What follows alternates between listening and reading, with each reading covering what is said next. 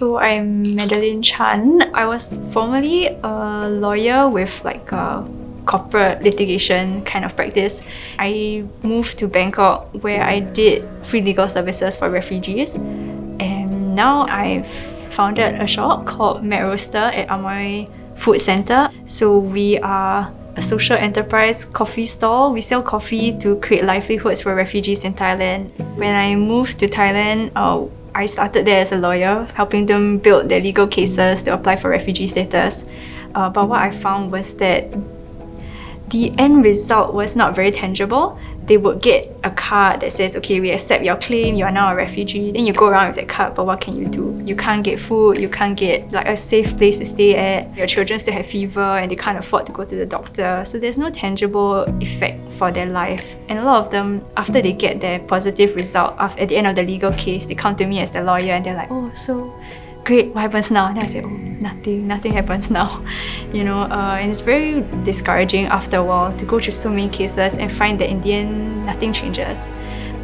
So I think God put me at a certain time and place such that like all the right elements align to push me in this direction.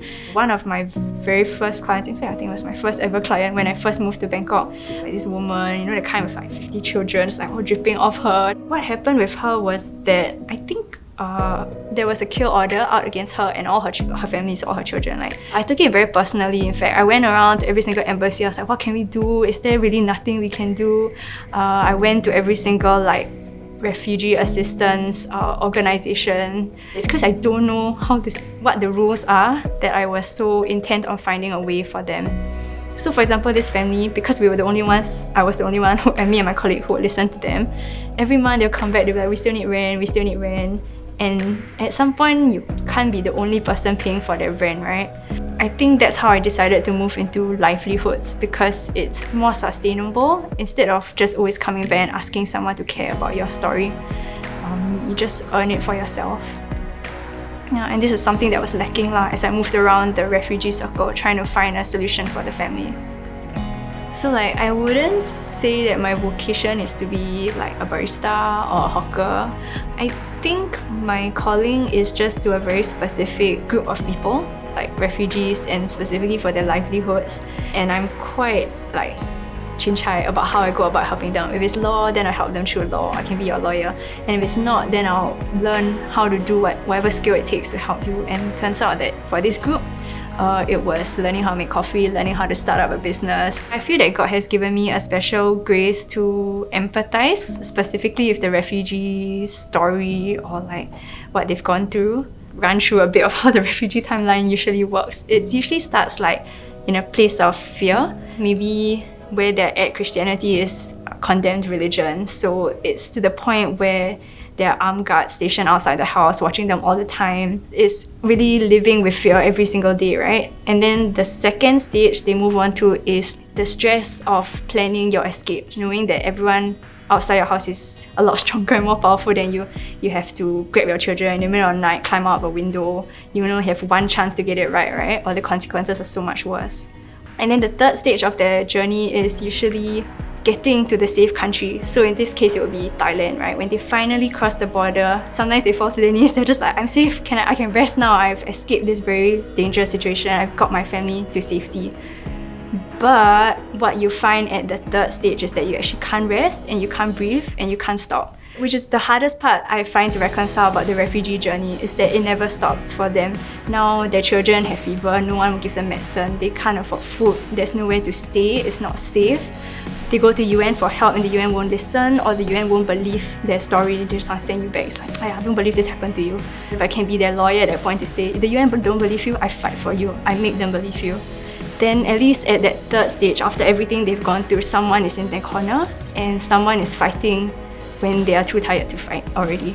So for me, I feel very close to the refugee story, what they go through, especially at that third stage. So that I think is the special grace that God has given me. It's like in the Bible, right, it says God is close to the brokenhearted. I think some of the key goals that we have for our shop was that we wanted work that can be done from the safety of their homes. That's the first most important one. A lot of the refugees in Bangkok actually have quite pressing security issues.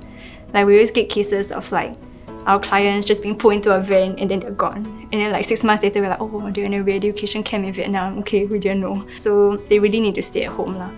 Work that we give them is basically we send them sheets of stickers that are printed but there's no color inside. So it's for them to design and fill in the colors, and it's really just like easy coloring work that can be done from the safety of their home. The second point we really wanted to address was barriers to entry. So when I was trying to find livelihood projects for that family, the skill level you have to understand is very varied. So we're trying to cater for really the lowest barrier to entry kind of work, and anyone can color. Another point we wanted was dignity in work.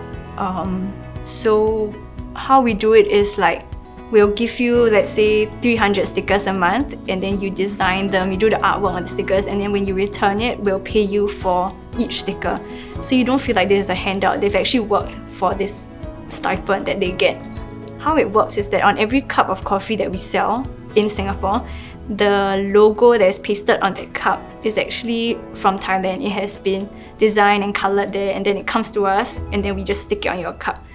Yeah, so instead of paying for like a factory in China to mass print our logo on 50 cups and each cup would cost us maybe like 1 cent, we pay 50 cents for each sticker. One of the girls in our program, she got into one of the second best university in Thailand.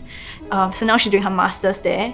Thanks to like the stipend we get from the stickers, I was able to take the IELTS, which is like the International English exam, because her dream is to work in a non-profit organization one day. I mean, we don't really say how you should spend the money, but some of them, they spend it on their education. That's very, very inspiring also. Yeah, so I think it is helping in small ways. I think even for the people with the biggest hearts or the most charitable, it's hard to always be responsible for another family's life, you know, and at some point you feel like this is not very sustainable. At the start, when I was making the jump from corporate litigation in Singapore versus free legal clinic in Thailand, I think my Catholic faith really helped me take that very big step, which a lot of people in my life were very confused by and didn't understand what I had to do. It's just falling back on your Catholic faith that says that there can be value in a different kind of life. And when you talk to refugees, when you meet them, you hear their stories, it's very weird, but you feel very close to God. Even though like 80% of the refugees I meet are not even Christian, you know, they don't even talk about God. It's like God is close to the broken-hearted, and we live very gainfully employed lives here in Singapore. We're always busy, we're always productive, but I think there's always some part of your heart that's like, am I really doing what I should be doing in my life? Is this what I'm called to do? But when I was in Bangkok, when I was working with refugees, it was quiet, you know? And in that silence, there was peace. So I think once you've experienced that kind of peace, it's almost like you can't go back to your normal life. And once you've had that feeling, being so close to God in His brokenheartedness or in the brokenheartedness of refugees, why would you want to be far from Him again? If you've been called so close to the heart of God, why actively choose to step back?